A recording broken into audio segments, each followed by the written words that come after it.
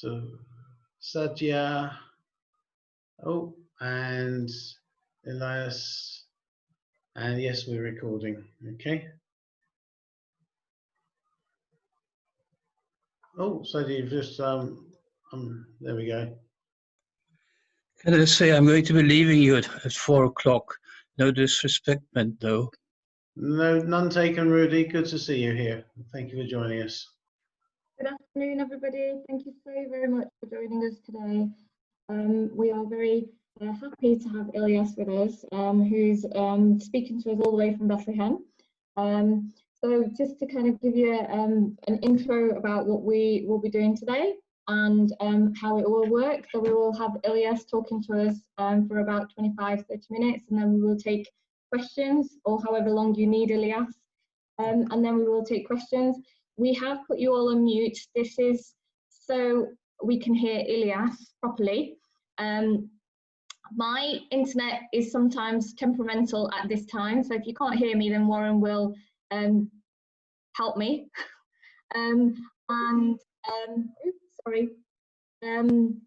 I will ask if you could use the chat function for questions, if that's possible. I know it wasn't working last week. Hopefully it should work this week.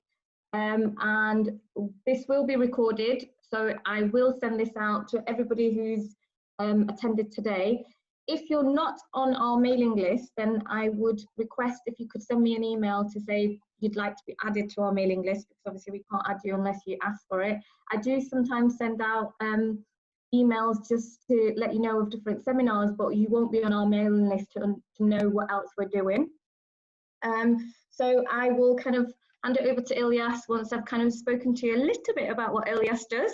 So Elias joined Holy Land Trust in 2007. Am I right, Elias? Yes. As a travel coordinator, and he grew the travel and encounter program, and recently became the exec director of Holy Land Trust, as well as his full-time work. Elias' position, passion and dedication for the work in the community has led him to some very leadership roles, and I'm sure Elias will tell us more about those.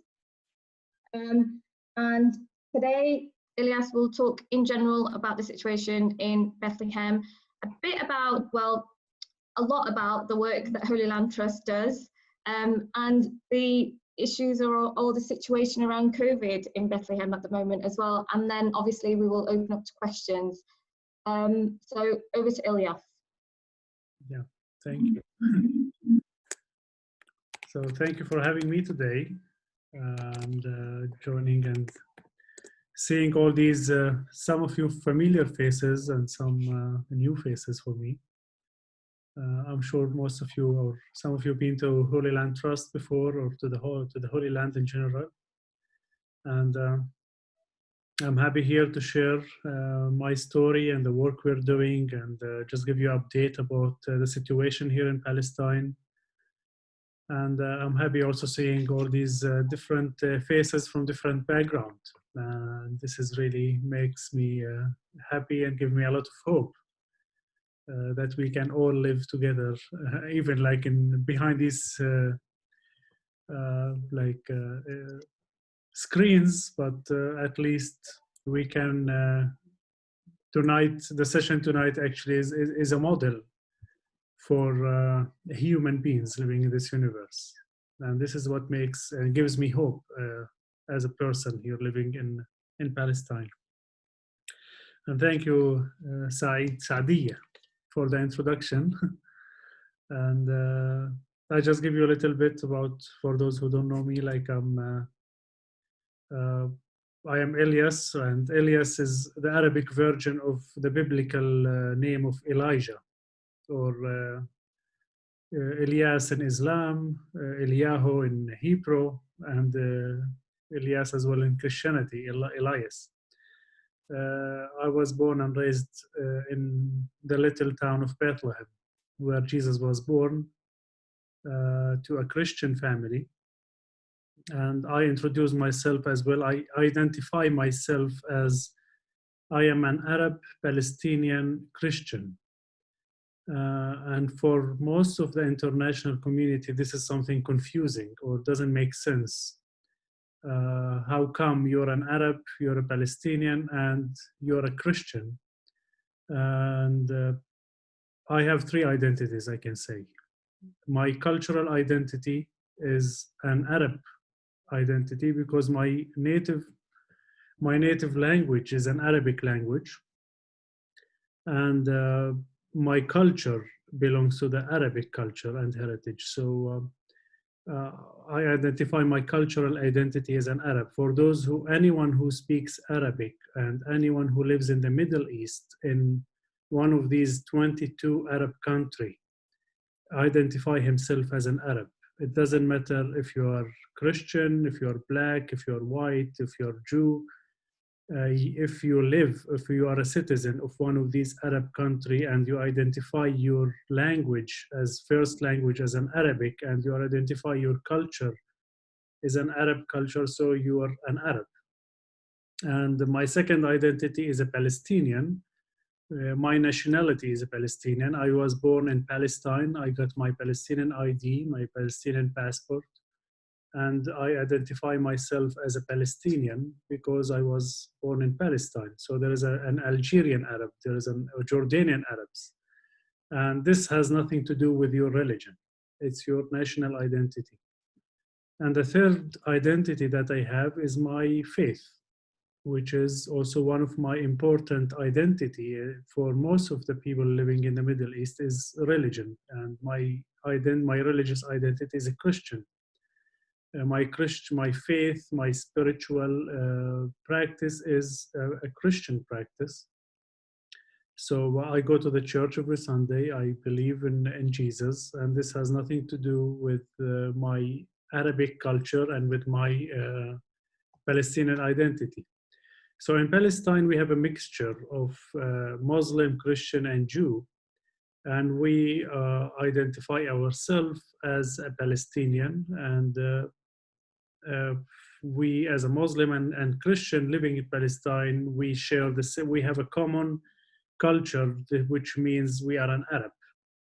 So these are three identities that I always insist to tell and share with the international, just to identify, because what happened after, I can say that the turn point in the history was 9/11, when the terror attacks was happening in the US.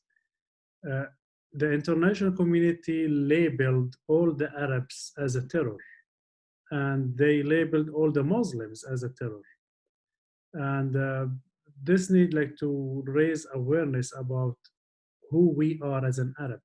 We have, if you say if you are an Arab, it doesn't mean you are a terrorist or you are a Muslim as well, because not all the Muslim are terrorists. We have these radical groups that they are committing terror attacks, which has nothing to do with Islam. And also not all the Arabs are related to these terror groups. And when you think about the Arab people, you should think that there is a Jewish Arab, and there is an Israeli, Christians and Muslim. We have Druze, we have Samaritans, we have Baha'i, we have all different kinds of groups that they're living in the Arab countries, and they identify themselves as an Arab. So this is one of the points that I always like to share first. So as an Arab Palestinian Christian, I was growing, I was born and raised in Palestine, witnessing what is called the Israeli military occupation since my childhood. I was born in 1981, and in that time, Israel, the Palestinians were living fully under the Israeli military occupation. I don't know, you're familiar with the history, I assume. So from 1967, Israel occupied the West Bank, Gaza, and the Golan Heights, and these became the occupied territories, which is fully under the Israeli military occupation. And we as a Palestinian living in these territories, we are fully under the Israeli military control. So what I was witnessing as a child is seeing the Israeli military and Israeli soldiers raiding the city, arresting people, and doing a lot of operations, which actually created fear and trauma in my life as a Palestinian child. I was like 8 years old when the first Palestinian Intifada took place. And here maybe I can share some photos with you, so maybe just give you a clear idea of what I'm talking about. So I can share this one here. So this is actually an image from the first Intifada, which took place in 1987 in my town, Beit Sahur. And you can say it's majority of the town is a Christian town, and you see the women, they took the lead in the first Intifada when the Palestinians actually decide to take action against the Israeli military occupation. The people of my city refused to pay tax for the occupier. They refused to carry an Israeli IDs. And they say no taxation without representation, because Palestinians at that time, we had no representative in the Israeli government. We've been living under Israeli occupation. We didn't have our basic rights, our basic services. And the Palestinians decided to take this uprising or intifada against the Israeli military. And my father was one of these non-violent leaders, because this was like all non-violent action. And for me, seeing all these kind of demonstrations and the Israeli, fully armed Israeli wearing a kippah, for me, it was a big question, like, who are they? I was traumatized and I was full of fear seeing all these Israeli army and soldiers speaking in Hebrew and wearing a kippah. And for me, and this is what I got as a child, like, these are the Israeli Jewish army. And hearing the Jewish army actually created a fear from the Jewish people. Like, for me, like, Jewish people are my enemy. The Jewish people are my occupier. And I got a lot of fear when I used to hear a Hebrew language, or when I used to see any Jewish symbol, even like menorah, or like the menorah, or the kippah. All these symbols of Judaism reminds me with the occupation as a child. And I got this also another challenge for me as a Palestinian Christian, going to the church every Sunday.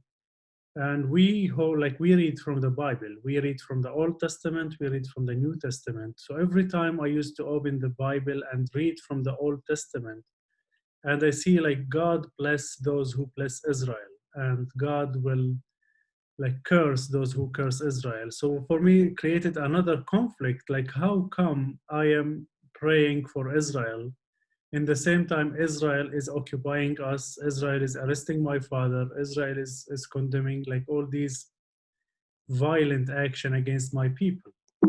So for me was like confusing, and this created like a lot of trauma and fear in my I just want to stop the share here, but anyway. So yeah, this created a lot of trauma and fear from what is called like Israeli Jewish people. And we never got to distinguish between Israel as a state and Jewish people as a nation, as a culture, as people. We never get the chance to do that. So, okay, I'll stop my sharing here. So I grew up living in this environment, not only me, as every Palestinian, like Palestinian Muslim and Palestinian Christian, used to fear Judaism. Because for us, what Israel is doing is representing the Jewish people. And all the Israeli military we encounter in the checkpoints or encounter in our daily life, they speak Hebrew, and they are Israelis, and they are Jewish by religion. So like, this is the first trauma I got as a Palestinian in my life as a child, like fear. And fear was always motivator for hatred, motivator for violence. So we got a little bit of hope when this intifada was over, and there was the first Israeli-Palestinian peace agreement that was signed in 1993 between Yasser Arafat, the Palestinian leader, and Yitzhak Rabin, who was the prime minister. And here maybe I can share again the screen. So this was from 1995 when the peace agreement was signed in the White House with Bill Clinton between Yitzhak Rabin and Yasser Arafat. And Palestinian, we got a lot of hope that finally no Israeli military occupation, finally we will have two-state solution, that we will live next to each other, Palestinian and Israelis. We got a lot of hope. As a child in that time, I was 13, 14 years old. I got a lot of dreams, like finally I will have the access to go to the sea, because as a Palestinian living under Israeli occupation, we were not even allowed to travel and go freely to swim and in the Mediterranean or in the Dead Sea. So I was building a lot of images, positive images in my life after seeing this peace agreement happening. But unfortunately, my father was not happy about it. My father was really frustrated from the result, and I never understood why my father was frustrated from the agreement. But when I got deep into the details of the peace agreement, and I saw the result of dividing the West Bank into 3 areas, A, B, and C, and what the Palestinian got is only 17% from the West Bank, which is like the dark brown area where you can see it in the screen. I don't know if you can see it or not. Yeah. So 17% fully under the Palestinian control, where the main Palestinian cities are located in the West Bank. Area B, which is 24% of the West Bank, where you can see the green area. These are Palestinian villages and towns, but it's a mutual control, Palestinian administration control, where they can provide services, and Israeli military control, like security control. Like no Palestinian police, no Palestinian National Guard can enter these cities. So imagine if there is a fight or any accident happened in Area B, Palestinian Authority cannot enter, or Palestinian police cannot go there, only Israeli military. Area C, which is around 60% of the West Bank, where the rest of the white area are located. This is fully under the Israeli military control, and this is where Israeli settlements, national resources like water, forest, agricultural lands, this is where actually is fully under the Palestinian control. And going from Area A to another Area A, imagine you're going to Bethlehem to Ramallah, you need to pass what is called a checkpoints. I will show you, like, yeah. First, Israeli government, they displayed these red signs at the entrance of Area A, where Israeli citizen, not only Israeli, but Israeli Jewish citizen are not allowed to get into Area A, because in Israel, an Israeli Arab citizen. So Israeli Arab citizen can enter Area A and they can come to Area A, but Israeli Jewish, it's dangerous for their life. This is how they promote it. And this is how the Israeli government are feeding the fear among their citizens. And this is what this is what we got from the peace agreement, more separation and more discrimination. The second issue, that Palestinian living in Area A or Palestinian living in the West Bank, we've been identified with a green card, the green ID, green color ID, which means that we are not allowed to leave the West Bank without having an Israeli military, without passing Israeli military checkpoints or getting an Israeli military permit to cross to the other side. So more restrictions of movement, more separation, less control for Palestinian on the land, only 17%, which is around 2% from the historical Palestine. And we got a lot of military also, what we call them flying checkpoints, where when you are traveling from Area A to another Area A, crossing Area C, not only permanent checkpoints, but you can see Israeli military jeeps stopping the Palestinian cars, checking the cars, checking the IDs, making more difficult for Palestinians to travel around the West Bank. Also, one of the issues that happened after Oslo Agreement is the water control.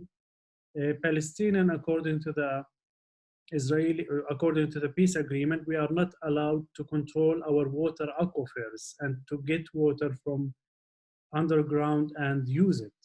The only way to get water is to buy it through Israeli company. And this is why when you come to Palestine, to Area A, the only way to distinguish between Israeli homes and Palestinian homes by looking at the rooftop, when you see these black tanks, this means these are Palestinian homes. And when you go to Israel, you only see these white tanks for the hot water because we don't have access to water 24/7. We only get the water a few hours every 2-3 weeks. And now in the summer, it's one of our main challenges to get water. So whenever we get water, we just fill our tanks and use it until we get it again. But if you go to the settlements or to Israel, they have water 24/7, full access. They have swimming pools in their neighborhoods, and this water issue become one of our main issue. So this is actually the hope that we got from the Oslo Agreement. But when you see it, when you see the implementation on the ground and the result on the ground, I got to understand why my father generation were frustrated, because they did not see hope.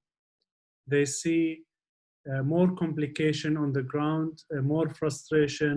They didn't see any hope for two-state solution. They saw that Israel wants to control more land, more resources, and limited access for Palestinians, to put pressure on Palestinians just to leave. And what happened in the year 2000, when the Prime Minister of Israel, Ariel Sharon, decided to visit the holiest place for the Muslim, which is like the Temple Mount, and also it's called like a holy place for Jewish people. It was a trigger for Muslims, and actually it was like disrespectful for the Muslim people to see 4,000 Israeli military entering the holy site with their shoes to the Al-Aqsa Mosque.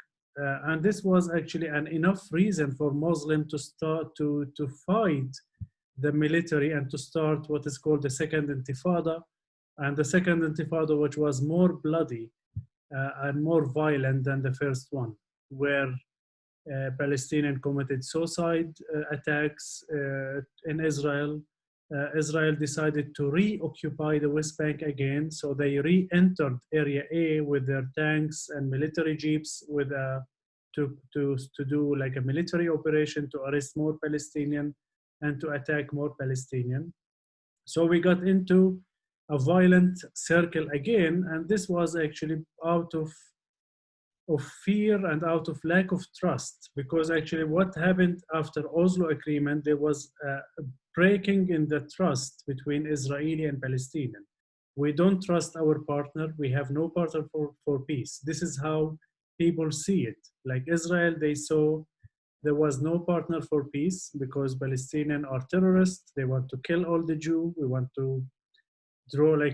push them to the sea. This is how the Israeli government are feeding the Israeli people. Like they are trying to promote that Palestinians are only a terrorist people. And this is why when they display the red signs, they actually were confirming that if you enter Area A, you will be killed. But actually, I have a lot of Israeli friends. They just don't care about these borders. They just come and enjoy like a meal with us in Bethlehem because they just see these borders are just fake borders that Israel want to keep controlling the Israeli citizen. And on the other side, we as a Palestinian, we always say that we don't have partner for peace because Israel did not commit to the peace agreement. And they are violating the agreements. They want to grab more lands and they want to build like more settlements. So after all this violence, Israel actually, and also one of the things that happened during Oslo Agreement is building of the settlements. Like the settlement was almost doubled than before Oslo. Many settlements being built after 1995. And this is also was one of the reason of the frustration of the Palestinian, and they see that we don't trust the Israeli anymore. So what happened in after the second Intifada, Israel decided to build a wall, the apartheid wall, and you can see the picture that they built the wall as close as to the Palestinian area in a way to confiscate more land for the Israeli side and to build more settlements. The wall was built around 25 kilometers deep inside the official border, which is the green line, like the West Bank border. And also Palestinian community being surrounded by a wall. If you've been to Palestine in Bethlehem, I'm sure you saw this wall surrounding many Palestinian communities and dividing Palestinian from Palestinian as well, and confiscating more land. So this was like after 2004, and for me, in the year 1999, I graduated from the high school, and I never got any chance in my school to study history. Like all the history that we study in our school as a Palestinian, the ancient history. Like we never get the chance to study about the current history, the Israeli-Palestinian conflict, or anything after 1948, because the criteria or the curriculum that we use is only Palestinians are allowed to study about the ancient history. So I know more about the Romans and the Byzantines and the Crusader, more about like the Israeli-Palestinian conflict. So I always had this question, like why and who, what is the conflict about? I never get an answer, like why we are fighting these soldiers every day. So I decided to study political science, but unfortunately I did not get the chance to study that for several reasons. And I decided to stay in Bethlehem and to study in Bethlehem University travel agent management, because we were expecting the year 2000 to be full of tourists coming and visiting Bethlehem to celebrate the second millennium. Many hotels being opened, and we were expecting, like as I said, millions of tourists. But unfortunately, I graduated in the year 2001, in the beginning of the second Intifada, where there was no tourism at all. And I decided to start volunteering with several organizations. And one of these organizations was the YMCA, and I'm sure you're familiar with the YMCA. And we started to do advocacy work and to share stories from Palestine to the international community, to share stories about our daily life and what's happening here, because we felt that the media is not showing the real picture of what's happening here. The media, we believe as a Palestinian, that the media is biased for Israel and not showing the reality from both sides. Like if you want to see the reality, you should hear both sides and you should listen to both sides. So I was doing a lot of volunteer work with the YMCA. I did not work in any travel agent because there was no opportunity for me. But in the year 2007, I got to know about Holy Land Trust, which is a local organization based in Bethlehem, that they used to work on nonviolent resistance. And as a Palestinian, I believe in nonviolence is the only way to resist the oppression and the occupation. And I got very fascinated about the work that they are doing as Holy Land Trust, because in the year 2007, they started organizing what is called popular resistance. And this is one of the activity. I don't know if you're familiar with our founder, Sami Awad. He's here in the picture, dressing like Santa Claus during Christmas season. So Sami is the founder of the organization that he's committed to nonviolence, and he's committed to teach nonviolence for the Palestinian.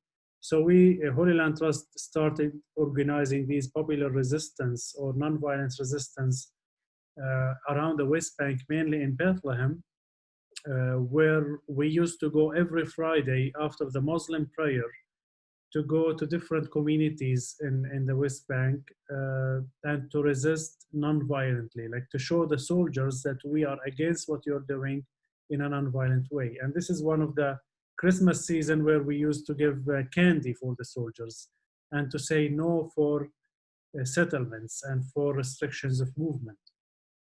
So I joined Holy Land Trust in 2007, where I got fascinated in the non-violence work they are doing. At the same time, they used to work with the international community by doing a lot of advocacy and awareness work with international community. We want to show the Palestine, we want to send the international community what is happening here. So they have, and the organization, what is called the Travel Encounter Program, where we organize tours, not only to come to visit the holy sites, not what we call it, the dead stones. We invite international to come and meet the living stones, Israeli and Palestinian. So in our tours, we organize like several days, meeting Israeli and meeting Palestinian, going to several communities, hearing stories, like first-hand stories, to get a clear picture about the daily life in Palestine and Israel, and to get to understand more about the conflict from your own perspective, not from international media perspective. So, this is one of the programs as well. So we used to focus on international awareness.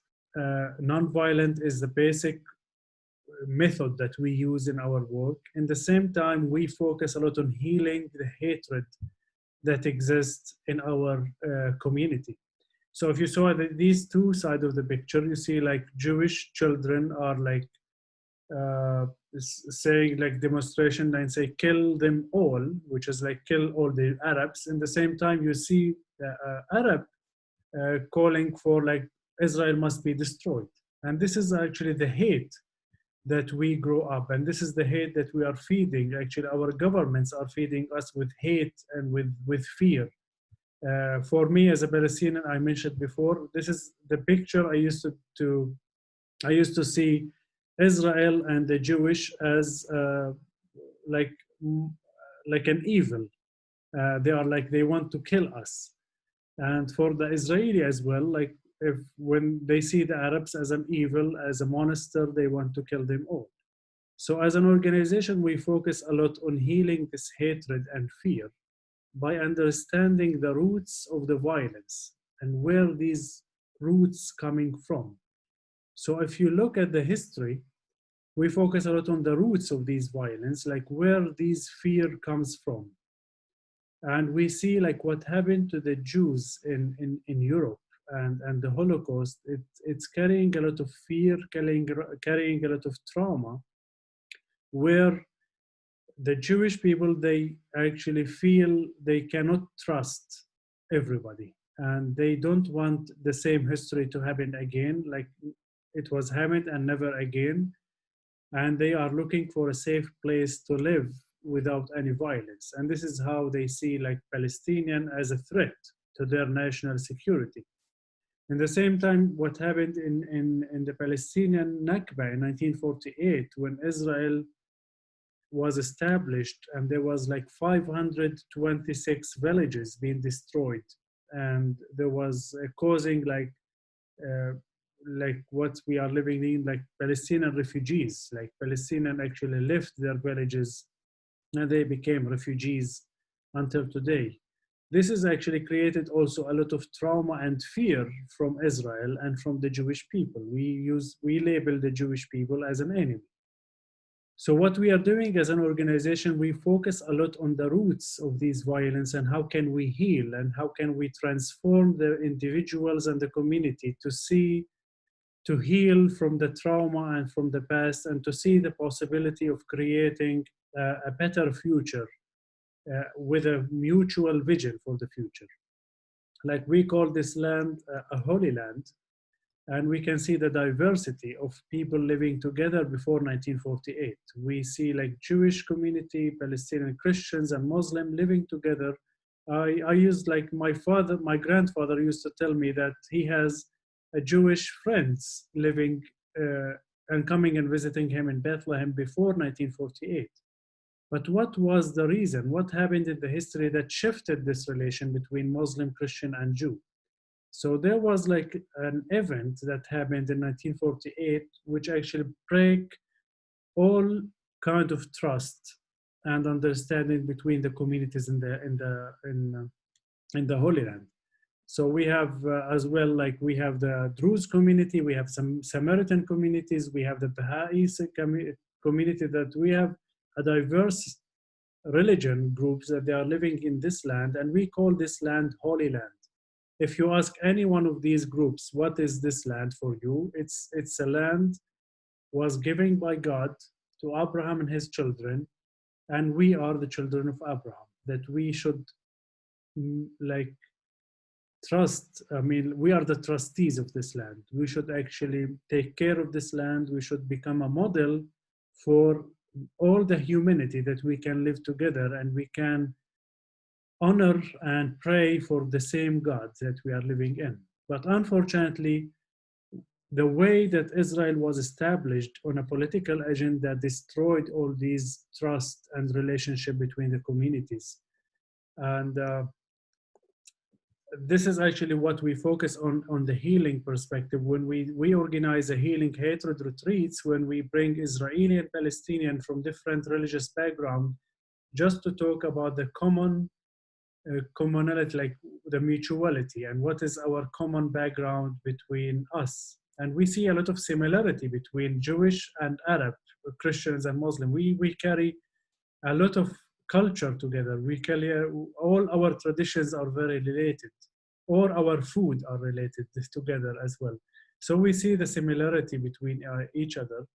In the same time, we try to understand the roots of the violence, like what happened to the Palestinians in 1948, and what happened to the Jewish people in the Holocaust, because this is something that we do not learn in the school.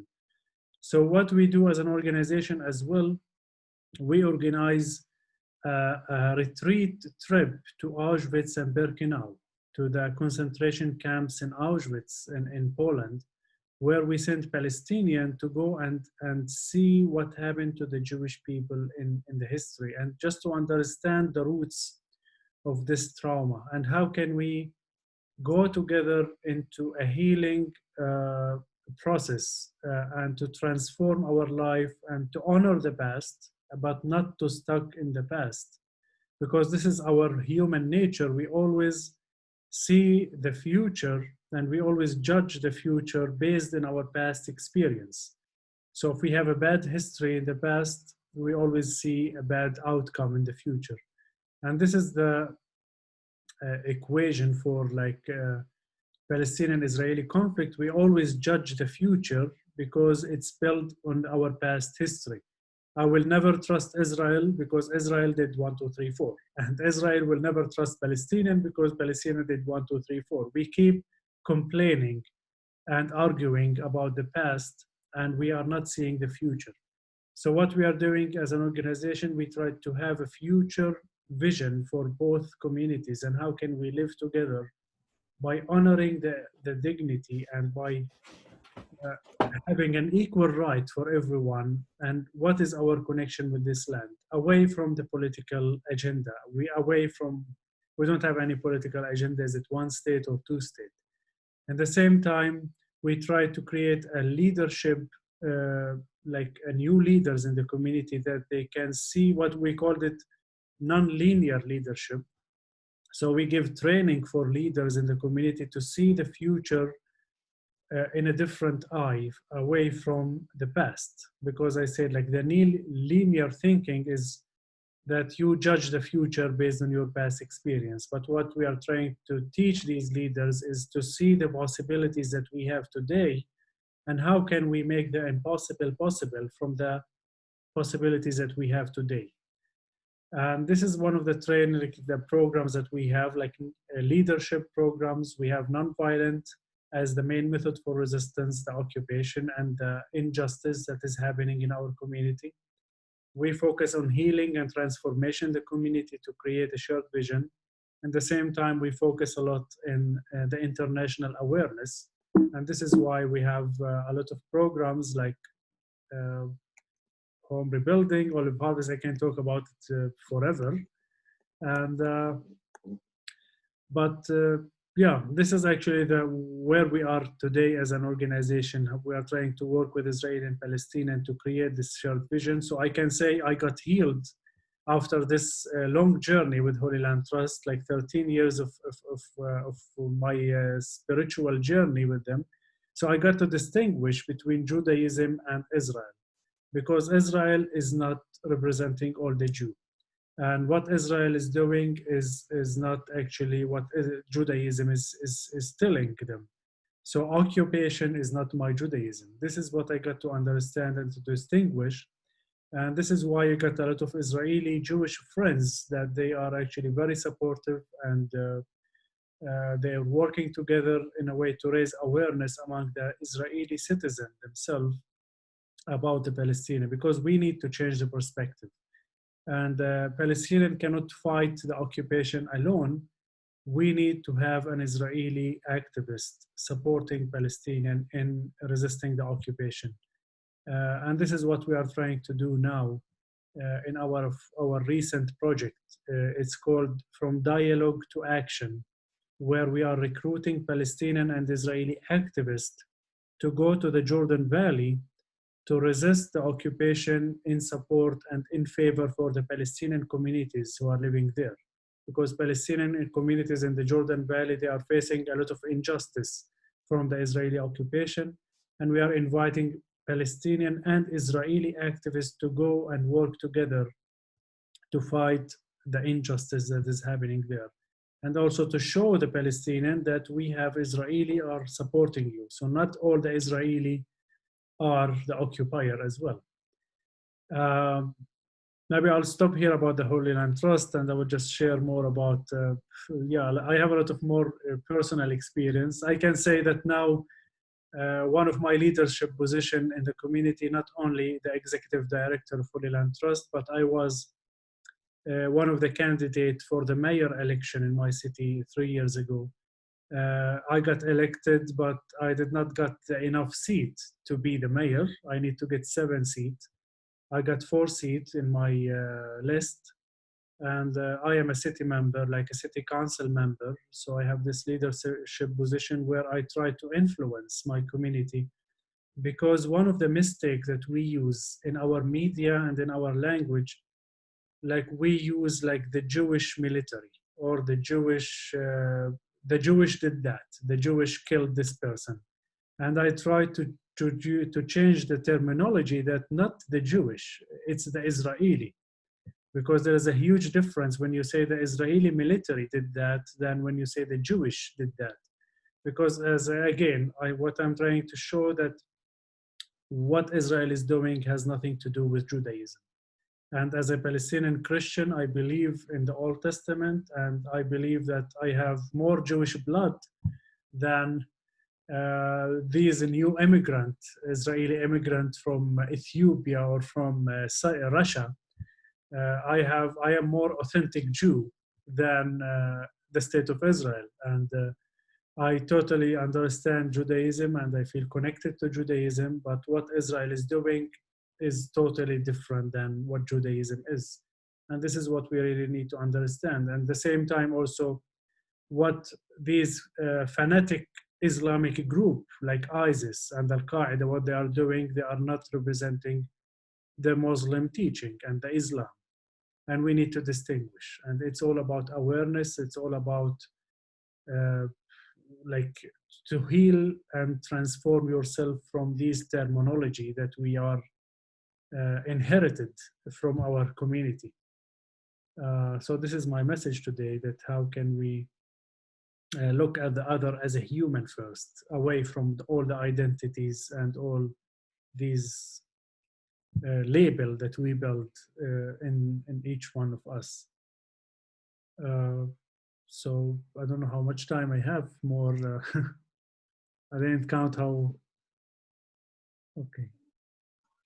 I think there are probably lots of questions that people have, judging by some of the things that were being put in the chat and a couple of reactions. So that's certainly a very helpful start for us for now, and we'll I think happily open it up to questions. So thank you, Elias, for that. No, thank you. I'm trying to just to stop sharing the. Yep, that's perfect. Thank you. So there were a few comments, and there was one that was made to me about the fact that there are so many of us on this planet, and we all have our own perspective and our own experiences and our context and worldviews and trauma as well. And that if we're to live in a collaborative environment, we must recognize the personal validity of different narratives to individuals and find commonality to engage with and understand each other and to function with an environment of trust. And so there's more on that. So thank you for sharing that. Those of us that have been to Bethlehem have seen all sorts of different experiences, as well as some of the trauma and the stuff that Elias was talking about. One question, and I can see there are two hands raised, we'll come to them. One question that was submitted earlier was that someone else who's been to Bethlehem has seen the close cooperation between the Muslim and Christian communities in Bethlehem, but also very much aware of there's so much financial help that's needed in many ways. Do you want to say something, Elias, please, about the type of help that communities in Bethlehem could do with or looking for support possibly from outside that others can get, our communities could give? Yeah. First of all, there's, as I said before, like there's no difference between Christians and Muslim here. We always label ourselves as a Palestinian first, and there's no difference. There's a lot of harmony and cooperation. I have Muslim like neighbors and friends and workers at Holy Land Trust. And during this time, actually, with the COVID-19, we face a lot of difficulties, like, it's not only here, like it's an international issue that most of people, they lost their jobs, especially in Bethlehem, because it's depend totally in tourism. It's a tourist city where we have a lot of income from tourism, and many people, they lost their jobs. And now I think the poverty rate is increasing now, and the Palestinian Authority is not helping at all. They have no income to support Palestinian in this hard time. At the same time, like, our medical situation is not like the hospitals are not really well equipped to deal with these cases. So this is why, like, now Palestinian Authority and officials are like asking for support from the international community for the local people here. And we as an organization, we did this appeal in the beginning of the coronavirus that we got some donation from international friends, and we provided food parcels for like families in Bethlehem, Muslims and Christians, especially also in the refugee camps. And we also got a donation, and we bought oxygen generators, and we provided them for local clinics and hospitals. So these kind of donations will help us as an organization also to provide services for the local community. Yeah. Thank you. So I can see I've got two more questions in the chat, and also two hands raised. I know, Frank, you had your hand raised for a while. Do you want to unmute yourself and ask a question? And if we can, make just anyone else who's asking questions, can we make our questions and not sort of too long speeches? Thank you. Frank?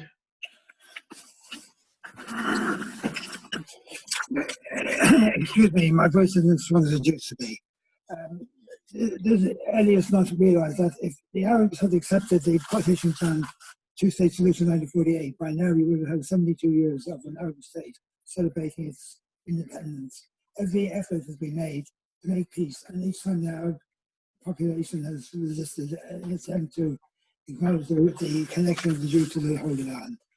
Also, if Arabs and Christians and Muslims and Jews and everybody else want to live anywhere they want in the Holy Land, why can't Jews? Why can't Jews live in Judea and Samaria or in the West Bank, just as Arabs live in Israel? And of course, as you know, there's over 2 million, nearly 2 million Arabs living in the state of Israel, Christians and Palestinians. So can we not have people living in both countries, both areas, and let's have peace and so on. And finally, the other point I'd like to make is this talk about fighting and going to resist the occupation is not likely to enhance the peacemaking with the Israelis. I mean, Israelis don't want to fight. I know you say that Jewish children, Israeli children are taught to hate Arab children. I've seen cases where Israeli children are scared when they see Arabs because they've heard cases where they've seen cases where there's been murders, there's been all sorts of bomb attacks and so on. So please, if you want dialogue, have a proper dialogue with real Israelis and try and understand the attitude of Jewish people. The attachment to the Holy Land of the Jewish people has been there for 2,000 years. The Holocaust is not the excuse for the state of Israel. Zionism, the Zionist movement, modern Zionist movement started 120 years ago, but before that there were people coming back, returning to the land of Israel. Even as late as early as 1856, there were more Jews. Frank. One final point, Warren. There were more Jews living in Jerusalem in 1856 than there were of any other group. Frank, we're asking for questions, not statements, and I think you've asked 3 or 4 very good questions so far. I just like Elias. I mean, I wish him well. I'm glad he's engaged in dialogue. But please engage with dialogue from a proper basis. Thank you very much. Thanks, Frank. I think there were some of the points you made. I think Elias did address in what he was saying in terms of looking to dialogue and things. So, can you pick up a couple of those points, Elias? Yeah, I just want to say about. I don't want to talk about the history. I don't like to talk about the past. I'm always like seeing the future opportunity. But what happened in the past, in 1947, there was a mistake from both sides when the United Nations come with a proposal to divide the land into 2-state partition plan, where the Arabs got 47% of the land and the Jewish 53%. It was rejected by the Arabs because before 1947, we were under the British mandate, and the land was, most of the property was for the Arabs family, and the Jewish, they got like, minority, I can't remember the number, but it was like maybe 4 or 5% a Jewish land. And during the British mandate, many Jewish family, they started purchasing lands from the Arabs. And this has actually created like fear from the Arabs that these are actually, we will become a Jewish state. And this is actually where the tension started between Arabs and during the British mandate. So yeah, like during the British mandate, there was like the tension started when there's like these Jewish agents started to purchasing that. I'm not justifying the past, but I'm just trying to show from my perspective. And as an organization now, we try to focus on healing the fear that we are inherited from the past. Just because we got all these perspectives, like I got the Palestinian perspective because I'm a Palestinian, and the Israeli, they got their perspective from school, from community. They taught us that don't trust Israeli, don't trust Jew. This is how we grow, like both communities. Like lack of trust is there. We cannot deny that there is lack of trust, there is fear from both sides. But we as an organization, we try to do this healing hatred just to focus on the similarity and the common background between both communities. I cannot deny that the Jewish history happened in Judea and Samaria. The Jewish people, they have more history in the West Bank than Jaffa and Tel Aviv. and they have more history in Hebron than Haifa. In the same time, we cannot deny that Muslim, they have the full right to practice their religion and freedom of worship in Jerusalem, which is considered one of the holy places for Muslim. And for me, as a Palestinian Christian, I do not see any attachment with the West Bank. For me, I feel I'm more connected with the places where Jesus was, which is the Sea of Galilee, Judea and Jerusalem. And Israel is not giving me my right of worship to travel freely and to go visit these places. Like, I cannot go to Jerusalem every Sunday because of the restrictions of movement, because of my identity. I cannot pass the checkpoint without getting permits, which is something impossible to get. I cannot go to Sea of Galilee driving my car to just meditate and pray where Jesus was. In the same time, the Jewish people, they have the full right to come to Judea and Samaria and practice, but we need here to define, like, we want one state or we want two states. If you want two-state solution, then you need to give equal right for everyone, for Palestinian and Muslim and Christian and Israeli, to live whenever they want. Like, as a Palestinian in the West Bank, I cannot live in Haifa. But there is an Arab actually who remains in Israel, and they live in Israel, and they happen to have an Israeli citizen now, but they are classified as a second-class citizen. So we have Arabs living in Israel, and we have Israeli living in the West Bank, but we are still, Palestinian and Israeli, they still fighting for two-state solution. And we need to decide as a Palestinian and Israeli, do we need two-state solution? If we want two-state solution, then we need to get equal rights for everyone. Like, both sides can travel freely without any restrictions. Israeli can live in Bethlehem or in Judea and Samaria. I can move to Haifa. My dream city is Haifa, but I cannot even go and visit Haifa because of this current situation. So this is how we are trying to achieve as an organization, where we can understand the needs. Understanding the needs is one of the way of non-violent way to resist or to fight for injustice. Like what happened in the peace agreement, that both sides, they signed the agreement without understanding the needs of the local community.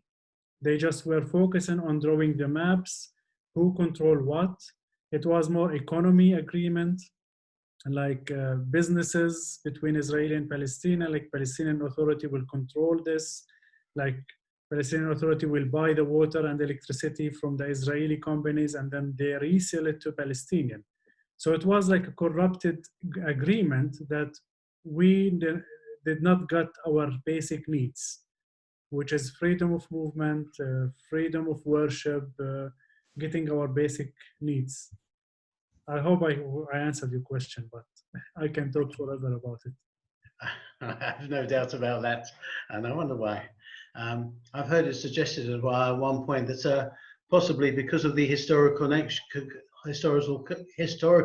connection, that perhaps the West Bank should be taken by Israel and the rest should be given to the Palestinians. But we won't go into that now. That's a much probably bigger question. One question from someone who's thanks you for your important and informative presentation, from Lawrence.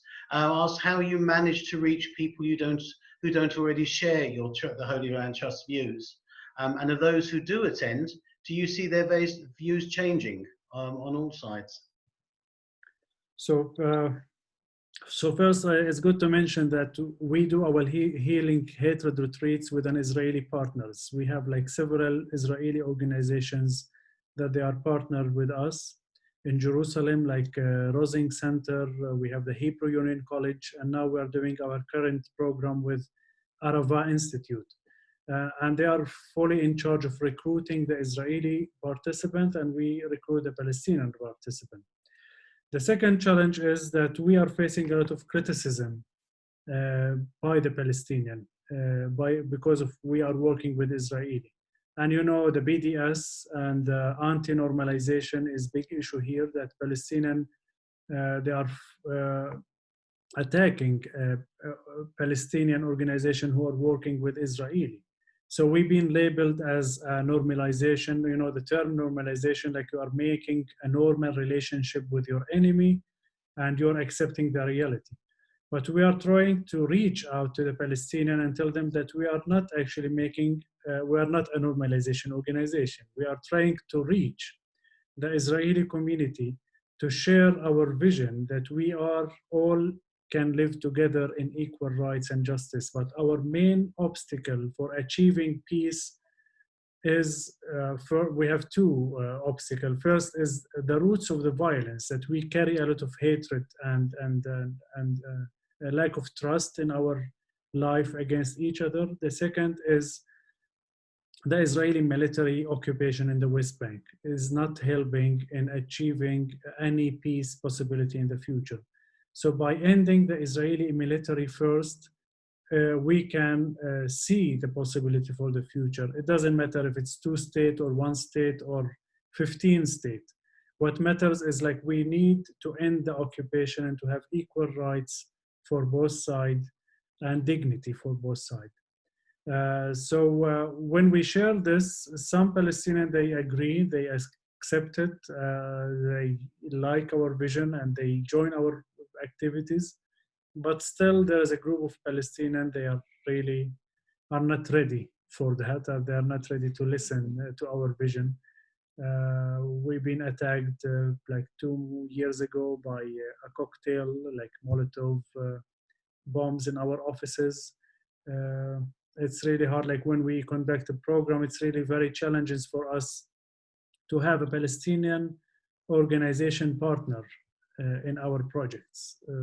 It's always like take a lot of effort and energy to talk to them and to convince them that what we are really doing is not a normalization. We are not asking Israeli and Palestinian to meet and make things normal and deny the injustices happening, because this is what normalization is. When you bring a group of Israeli and Palestinian young people to go and play basketball or to go travel to Cyprus together in 5-star hotel, that as if things are normal. But what we are trying to do is just we are trying to bring Israeli and Palestinian to face the injustice that there is something wrong is happening and there is violence, roots of violence we need to deal with and to heal it. Thank you. I think you've sort of answered a couple of the questions that have come in within that, but I might come back to an offshoot from that. But there's one question from Jennifer, who's saying, you've mentioned the traumas of the Nakba and the Holocaust, and how important is it to understand the history and the traumas and the roots with the land that go back beyond the 1940s, which you might have sort of addressed partly in answering Frank's question. But also, are you able to speak with and influence any of the Israeli and Palestinian leaders to learn and to enter into dialogue? Yeah, this is what we are trying to do in the nonviolence, in the nonlinear leadership training. We try to recruit leaders in the community. We gave this training for 120 Palestinian leaders in the Palestinian Authority, like from the intelligence, from the police, from decision makers. We actually gave them this training to also communicate our vision. In the Israeli side, there's a lot of activities happening by our Israeli partners and organizations that they are trying to influence the leaders. And you can see that what's happening now in Tel Aviv almost every day or every week, there is a demonstration against the Israeli government because I think now there is a awake in the Israeli community that their government is not representing their voices. In the same time, here as a Palestinian, we are trying to reach the Palestinian Authority and just to show that the corrupted issues in the Palestinian community and that the Palestinian, they need to carry our voices and our needs as an individual. So we always try to reach these leaders in the community where they can be influenced in the community. Thank you. There are a couple of people who are asking questions in relation to So the either sort of the possibility of Jews to move around the Middle East, but also you've mentioned about addressing the question of the Holocaust and the tours to Auschwitz and that sort of it. But there was the question as well about the Jews from Arab lands, and there's a very large proportion of those Jews who make up the population of Israel, and they also have memories in some ways like those of the Nakba. And do you think those have an influence in what's going on today in politics and the reality of the situation? Yeah, I think now they are playing like a huge role in the Israeli community, and because they are coming from an Arab background, and they actually have like, it's not the majority, but they are trying like to influence in the Knesset and in the parliament. And we as well, we try to reach these Israeli Mizrahi Jew, because they are like more into like Middle Eastern Jew, to communicate with. Because we are from the same roots, and like we say, we have the same culture. But yeah, what they are actually as well traumatized from the Arabs as well, because what happened to them in the Arab countries after 1948 was not easy. Like they've been kicked out, and they've been labeled as occupier, they labeled as betrayer with Israel, and they moved to Israel for safety, like from Morocco, Algeria, Yemen. And I think we need to reach more into these communities, because we can find like a mutual way of communication together. Thanks. There are a couple more in the chat, but I'll go to sort of Bernard. Do you want to ask your question, please? I think Lucille was before me. She went off and then she came back again. Okay. So I'm going to defer to her. Perfect. Lucille, would you like to ask your question then? Thanks. Thank you very much, Bernard. Yes, I appreciate the commitment to non-violence by the Holy Land Trust.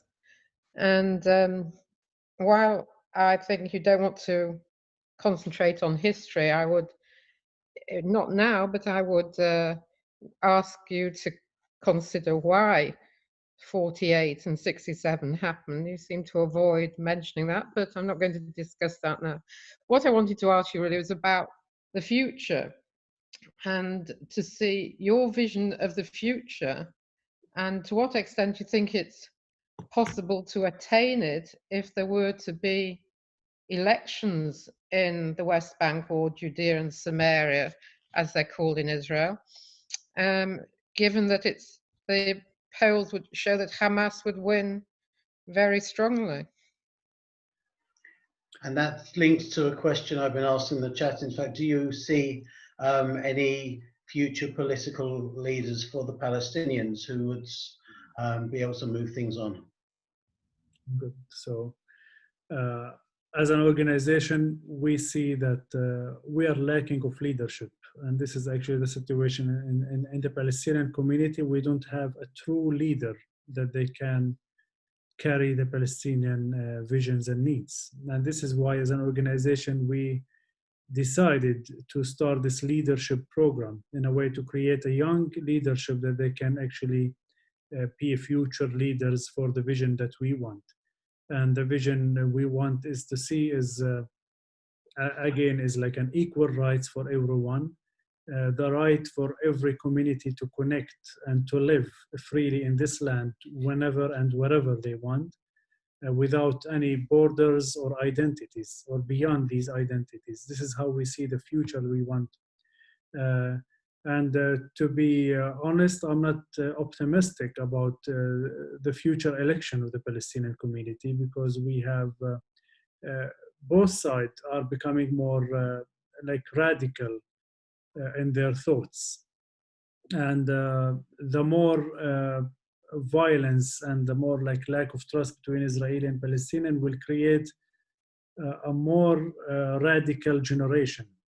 And we need to take action right now to stop that from happening. And we need to concentrate on the young generation to heal their trauma because we are both traumatized. And what happened with the last Palestinian election when Palestinians voted for Hamas, it did not come just from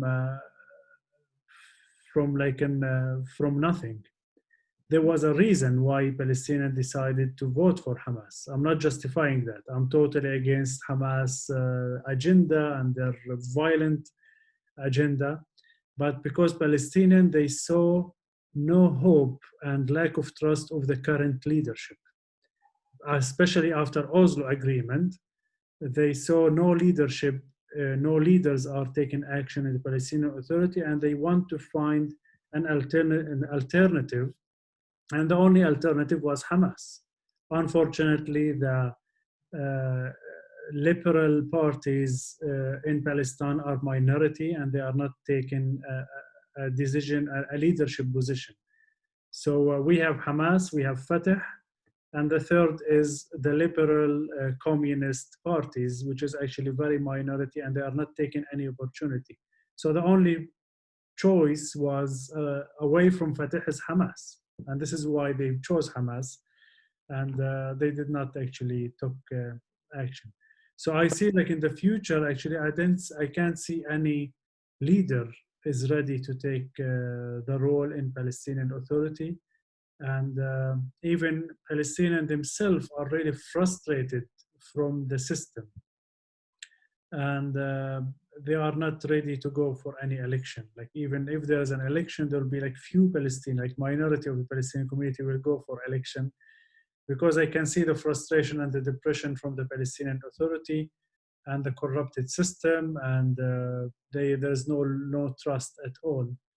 And many Palestinians now, they are calling for one state. It doesn't matter what kind of state. Is it an Israel or Palestine, or it's a binational state? Palestinians, they just want to live. They want to get their basic needs. They want to have basic salary to feed their families. This is the only concern they're facing now. They don't care about any political issue or any agenda. Okay, thank you. I think Bernard, then I can see Malcolm's hand is up as well. And then I think there's probably one more to finish, although I've just noticed another hand go up, but we'll see. Timing, we'll see on timings. We're already very close to time. So Bernard, please. Hi, Elias. There's so much I want to talk to you about, so that next time I'm in Bethlehem, I hope to knock on your door.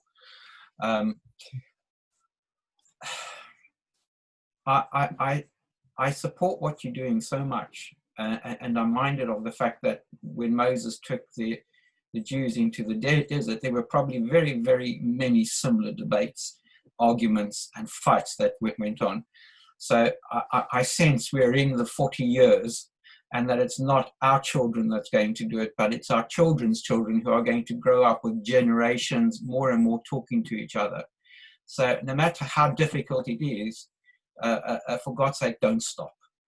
However, my sound went a little bit funny. So did I hear you correctly towards the end when you said you would look at the human first rather than the labels? Yes, like okay. Look at you as a human without any identity. Right. Doesn't matter, yeah. What I'm saying to you is I'm getting involved in quite a lot of interfaith work myself, and that is an attitude that I started with as well. But I found that very often the humans I was looking at didn't see themselves as humans. They saw themselves as labels, or with respect, in the way you put it when you first came on, as identities. So, you know, we each have our own world, notwithstanding we all live on the same planet. So I don't think we can ignore the identities. We have to engage with the identities and understand where they come from. So I differ from you on that respect. And I'm going to start looking at the identity, because very often it's the identity and culture that informs the humanity. Yeah. The second point is you made reference to the apartheid war. You can probably hear from my accent where I come from. Okay. I grew up in apartheid South Africa. Okay. Yeah. Now, when the terminology apartheid war is used, you immediately, to my mind anyway, are creating an identity framework. And that identity framework, to me, goes straight into the delegitimization of Israel and the BDS movement. So as a South African who went through apartheid, I grew up in it, I fought against it, I did a little bit of time for it. I would really strongly advise you that if you want to get people like me to be willing to understand where you and your trust is coming from, and I do, because I understand that you didn't use the phrase in the BDS delegitimization framework, but there are other people who are not like me and who are going to switch off immediately and say, you're just interested in fighting the concept of Zionism. And as I recognize that the Palestinians are not going anywhere and they're entitled to an identity and a country within secure borders, the dialogue framework must also recognize that Israel and Jews, because it's been proclaimed a Jewish state, whether or not we accept it as a Jewish state, the fact that it's been labeled as such has to be dealt with. There must be recognition that that's not going anywhere. So please don't stop. I'm not going to stop, but inshallah it will be the kids who will actually bring this about, because in the same way, and I'm going to finish off now, because in the same way it would never have been possible for Arafat and Sharon to do a deal. I'm not sure the current generation will be able to do a deal either, but the children have a very strong opportunity. Thank you, Bernard. I'm not sure that was a question, but you want to No, answer? it wasn't. It was a statement. No, it was advice. It was advice. Label. I will take maybe the next question, and then I can just share a little bit. Okay. And so, Malcolm, do you want to ask yours, please? You need to unmute. Yeah. Hello, Elias, can you hear me? Yes. Do you not think that the Trump plan, the main negative is it's called the Trump plan, do you not think that it is a basis for two-state solution? And also you haven't mentioned that there are countries like Iran and Hezbollah and Hamas who want to destroy the state of Israel. And they make no secret of that. So what do you expect the Jews to do in Israel when they hear this constantly and the threat is constant? What do you expect them to do? But I'd like you to talk about this Trump plan, because I think the Trump plan has got a serious positive aspects. And I suggest you look at it carefully. I think it would give the Palestinian people much of what they want. Okay. Thank you, Malcolm. Thank you. Elias? Yeah. First, I just share about the apartheid term of apartheid is actually, we see it as an apartheid because it's not like we are illegitimating the state of Israel, but because according to the international law and the United Nations recognition that the two-state borders are the West Bank, the green line between Israel and Palestine. And the wall was built, as I said, inside the occupied territory, which is according to international law, it's illegal, and it's separating Palestinian from Palestinian. And this is why how we see it, it's an apartheid-like system. This is that's why like we need to fight the apartheid system. Israeli and Palestinian, we need to be fighting for this. We are not illegitimizing the state of Israel, or we are attacking the state of Israel. Because I'm fine if the wall was built on the green line, we're totally fine. We will not say it as an apartheid. We will call it a security wall, because it was built on a state border. But when it actually comes inside your border, your land, and separating you and actually creating an apartheid system within your country, it's an apartheid. It's a segregation war. This is how I see it. But I'm not actually here saying that we are with the BDS, and also the BDS is another, they have another vision that they want to have a political solution, which is we are not fighting for any, we are, as an organization, we are not a political organization to decide is it 2 state or 1 state, but we focus more on the roots of the violence and how can we heal that. And this will bring us to another, to the question of Malcolm, that about Iran, Hezbollah, and Hamas.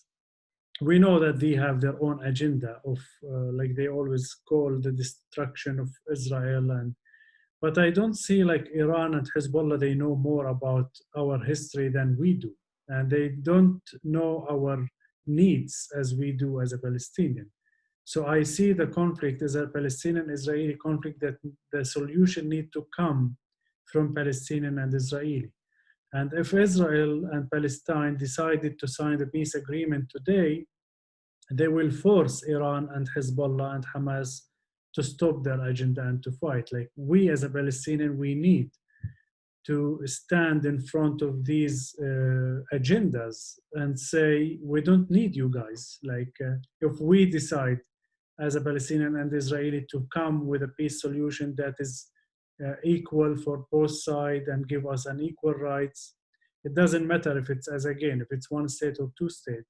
So it's all about our decision as a Palestinian and Israeli if we need these people or not. In the same way that we see it as like why we need Trump and the US to decide on our borders. Like we see that the US government is a threat for the Palestinian. And this is how Palestinian, they see the US government is very pro-Israeli and against the Palestinian. And we know we don't need the White House to come and draw the map and the Trump plan in a way to give solution. Actually, I think we need to focus as first, the solution should come from within the Palestinian and Israeli community. And we cannot come with any solution if we keep, if we keep carrying this fear and hatred in ourselves.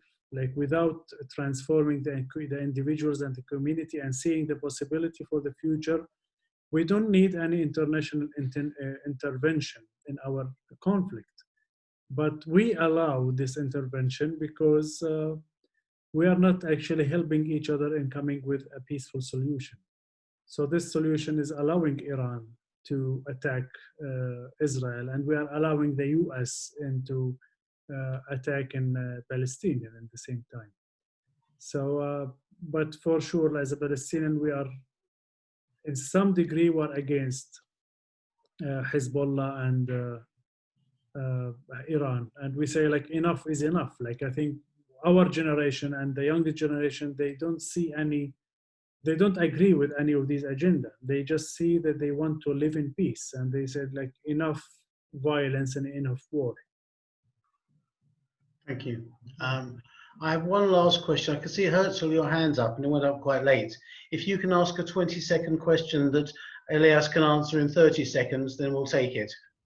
Okay, I'll be very quick from Manchester. As one who's got grandchildren in Israel, it was a very interesting talk, Elias, really was.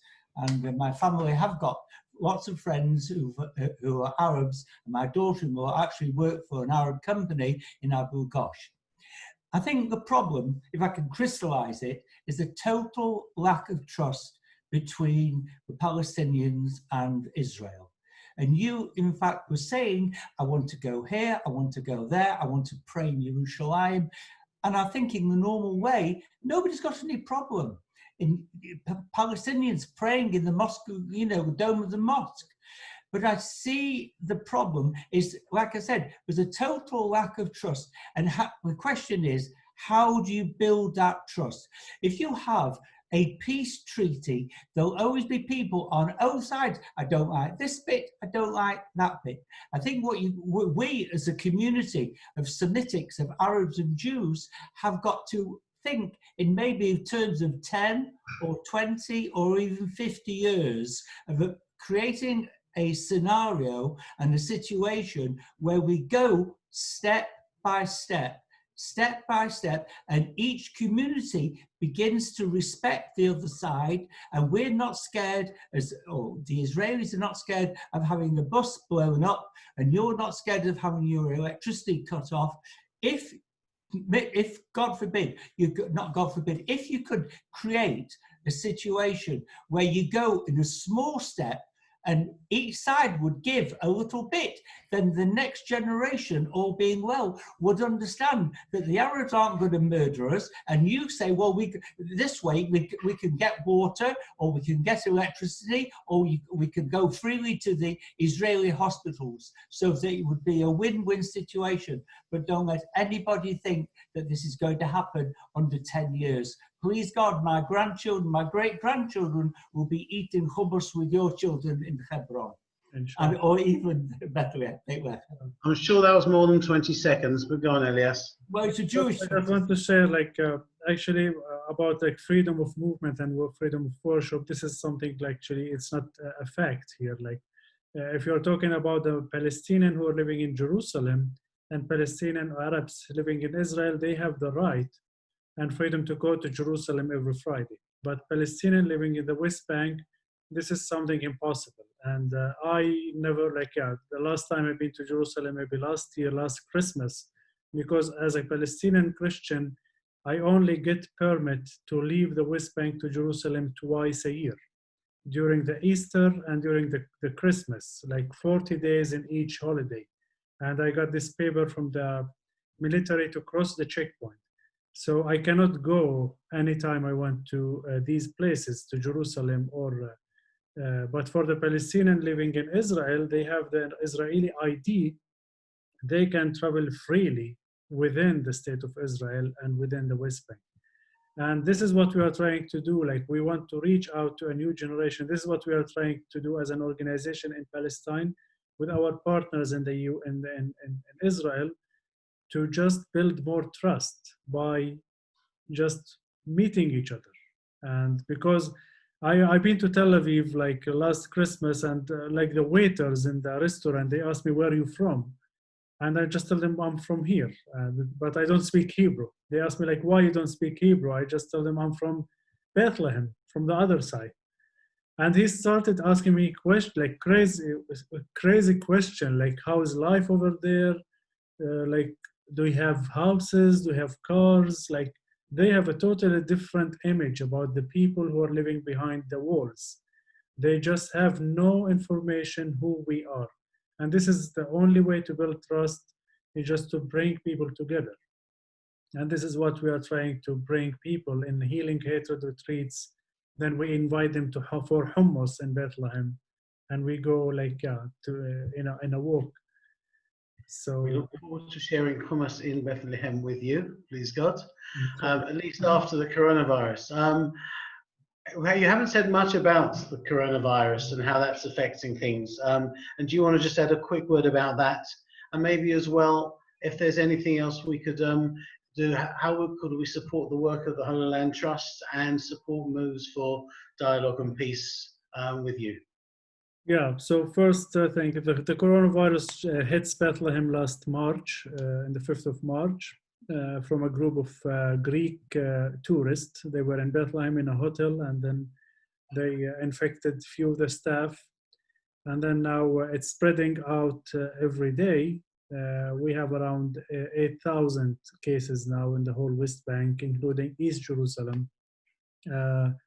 We've been in a totally lockdown during the month of March and April. Only for a few hours, people can get out of their necessary needs.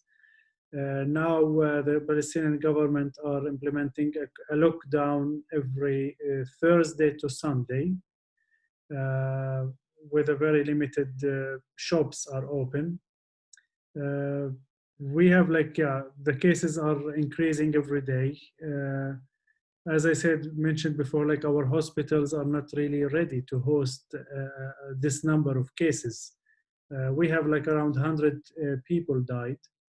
And this is why we need international support. And the economy is totally now collapsed in Palestine, because even like in a normal life, Palestinians been suffering from economy, like from the income, and now even though during the corona the economy is collapsing, many people are suffering from lack of income. We don't have like a system like any other country that we don't receive any aid from the government. Even old people, like retired people, like in my parents, they are 70, in their 70s. We don't have like a retirement, how you say it, like retirement policy, that they don't receive any aid from the government. So I am in fully of charge of my parents and taking care of them. They are like, I need to provide medicine for them. We don't have a health insurance, like we don't have a national health insurance for every Palestinian. If you want to have an insurance, you need to buy your insurance from a private company. So that makes it more difficult for Palestinians to get medical retreats if they are sick. So because Palestinian Authority are really, it's a weak government, I can say, that they cannot provide all the necessary needs for Palestinian people. And this is why, as an NGO, as a local government, non-governmental organization, we have a social responsibility.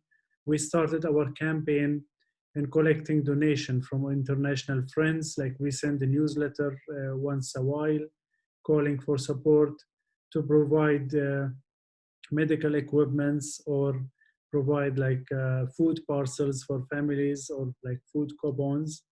In the same time, we want to fund for our programs, like for the healing retreats, for example. All our money comes from personal donations. Like we don't have funders like an organization or government that they give us money.